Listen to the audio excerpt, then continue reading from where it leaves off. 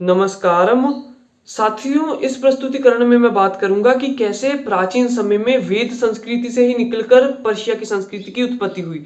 जो प्राचीन पर्शिया की संस्कृतियां हैं वो भारत की संस्कृति से ही निकलकर बनी है, वेद संस्कृति से ही निकलकर उनकी उत्पत्ति हुई है।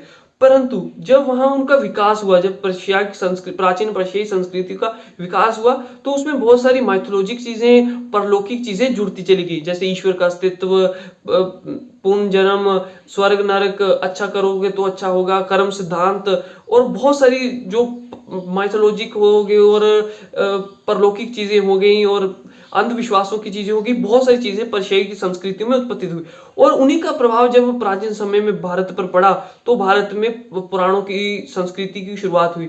जो कहानियां थी पुराणों में वो तो भारत की ही है, परंतु जो उसमें सोच है, विचारधारा है, यानी संस्कृति है, वो प्राचीन पर्शिया की संस्कृति से उत्पत्ति हुई है।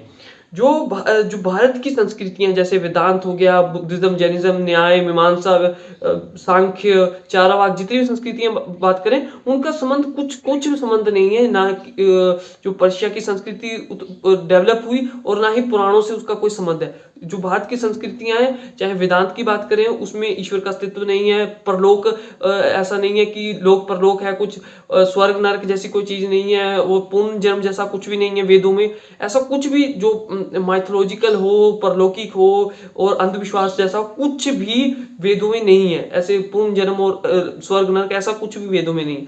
तो ये जो जितनी भी संस्कृति आपको अब डेवलप्ड दिखती है भारत में, जो वर्तमान में इतने प्रभावी रूप से दिखती है, पुराणों के साथ जितनी भी ईश्वरों की कहानियां बनाई गई हैं, ये सब प्राचीन संस्कृति के प्रभाव के कारण हुआ है। और जो यहूदी धर्म शुरू हुआ है या जुडाइज्म धर्म है, उसकी भी पूरी संस्कृति जो है वो पर्शिया की संस्कृति से प्रभावित होकर बनी है। तो हमें इसका पूरे डिटेल में आपको मैं समझाता हूँ। तो क्या था कि भारत में वेदों की संस्कृति चली हुई थी। हम बात कर रहे हैं आज से 3000 साल पहले के आसपास के वक्त की। तो वेदों की संस्कृति चली हुई थी। फिर क्या हुआ कि 500 बीसी के आसपास भारत में बहुत सारी संस्कृतियां उत्पत्ति हुई। बुद्धिज्म, जैनिज्म, चारवाक, सांख्य, इसके आसपास ही, यानी कि आज से कुछ 2800 साल पहले भी संस्कृतियां उत्पत्ति हुई, कुछ 2500 साल पहले भी और 2000 साल के आसपास भी योग दर्शन और बाकी सब चीजें। तो भारत में बहुत सारी संस्कृतियां उत्पत्ति हो रही थी। तो इसी में क्या हुआ कि हमारे दो इतिहासकार, दो ट्रेवलर्स जो बाहर के हैं, उनके द्वारा हमें पता लगता है, एक मैग्नथनीज और एक एल ब्रूनी, इनके द्वारा हमें पता लगता है कि पर्शियाई संस्कृति से लोग आए थे। हमारे पास इसके रिटन एविडेंसेस हैं, उन्होंने मौजूद की अपने लिखित रूप में बताया है कि ये चीज जो पर्शिया की संस्कृति से लोग आए, कुछ लोग हिंदू कुश क्षेत्र में रुके, कुछ पाटलिपुत्र क्षेत्र में रुके। तो हमें कैसे पता कि ये पुराणों की जो संस्कृति है, जो पुराणों में जो फिलोसफी है, जो परलौकिक, स्वर्ग नरक, जो जितने भी ईश्वरों की बात की जाती है, पर्शियाई संस्कृति से प्रभावित है।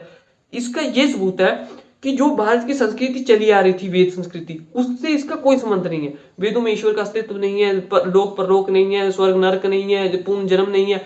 आत्मा, वेदों में ऐसा बताया गया है कि ब्रह्म को ही आत्मा बोला गया है। जब एक मनुष्य को के ब्रह्म को बताना होता था, एक मनुष्य के ब्रह्म को बताना होता है, तब आत्मा का उपयोग किया जाता है। पूरे शरीर को ही आत्मा बताया गया है, पूरे ब्रह्मांड को ही आत्मा, पूरे अस्तित्व को ही आत्मा बताया गया है। ब्रह्म का ही दूसरा नाम आत्मा इस्तेमाल किया गया है, लेकिन आत्मा एक स्पेसिफिक जगह इस्तेमाल किया जाता है। लेकिन जो उसमें चीजें हैं, पुराणों में जो चीजें हैं, उसमें आत्मा हर व्यक्ति में अलग अलग होती है।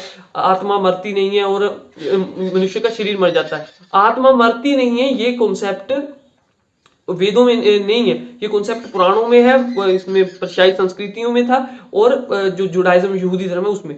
तो मैं कैसे बता रहा था कि ऐतिहासिक रूप से ये भारत में आए, तो हमें एक बड़ा डिफरेंस दिखता है। भारत के जितने भी दर्शन है वो ईश्वर के अस्तित्व में नहीं मानते, आत्मा के अस्तित्व में नहीं मानते कि आत्मा मरती नहीं है, शरीर मरता है। वो जितने भी भारत के दर्शन है वो उसको एक अस्तित्व में धारण करके बताते हैं। और चाहे स्वर्ग नरक है, भारत की किसी भी संस्कृति में स्वर्ग नरक की बात नहीं है, पुराणों में है। तो पुराणों के साथ जुड़ी हुई जितनी भी चीजें हैं, इस पर मैंने बहुत डिटेल से पहले भी वीडियो बनाई है कि किन किन ग्रंथ की उत्पत्ति हुई है पुराणवाद संस्कृति के द्वारा, और इसके बाद में मैं बनाता रहूंगा। तो ये चीज चली। तो पुराणों और जो पौराणिक वैदिक फिलोसफी और पौराणिक फिलोसफी बिल्कुल अलग है, क्योंकि पौराणिक फिलोसफी पर्शिया की संस्कृति से प्रभावित होकर बनी है। तो ये तो एक मैंने आपको बताया। अब अगर आप जुडाइज्म की उत्पत्ति देखें तो जुडाइज्म की कहानियां तो जैसे मर्जी बताती हूँ, लेकिन ऐतिहासिक रूप में जुडाइज्म जो शुरू हुआ है वेस्ट एशिया में, कुछ 500 बीसी 600 बीसी के आसपास हुआ है। तो क्या था कि पर्शिया की संस्कृति, बहुत सारी संस्कृतियां थी, तो उसमें से एक संस्कृति कुछ लोग भारत में आए जिन्होंने पौराणिक संस्कृति शुरू की, जिनका वेदों से कोई संबंध नहीं है, बिल्कुल अलग संस्कृति है। और जो एक संस्कृति जिसमें ऐसा वो मानते थे कि प्रोफिट्स होते हैं, तो भारत के व्यक्तित्वों की कहानी, चाहे उत्तनपाद हो, ध्रुव की कहानी हो, चाहे जितने भी व्यक्तित्व आप ले सके, यद्दू की कहानी हो, कृष्ण की कहानी हो, श्री कृष्ण जी की कहानी हो, तो उनके साथ प्रॉफिट्स वाला एक आइडिया, गॉड एंड प्रॉफिट्स वाला आइडिया जोड़ा उनके साथ, स्वर्ग नरक वाला सारा आइडिया यहाँ से संस्कृति गई और जुडाइज्म धर्म की, यानी यहूदी धर्म की शुरुआत हुई 500-600 बीसी के आसपास।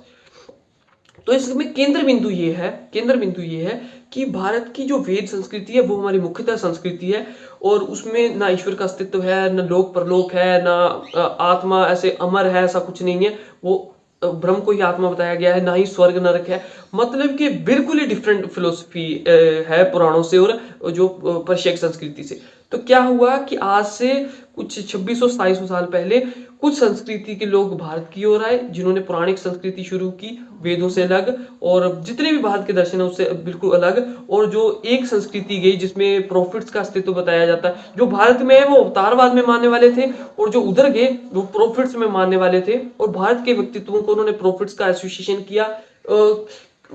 जुडाइज्म की संस्कृति भारत की वेद संस्कृति या पुराने संस्कृति से इसलिए नहीं मिलती कि उसका प्रभाव पर्शिया की संस्कृति का था। तो पर्शियन संस्कृति की जो भी पुरानी परलौकिक सोच थी, पौराणिक सोच थी, या माइथोलॉजिकल सोच थी, जैसी भी उनकी फिलोसफी थी, विचारधारा थी, उसके प्रभाव के कारण यहूदी धर्म वहां पर शुरुआत हुआ।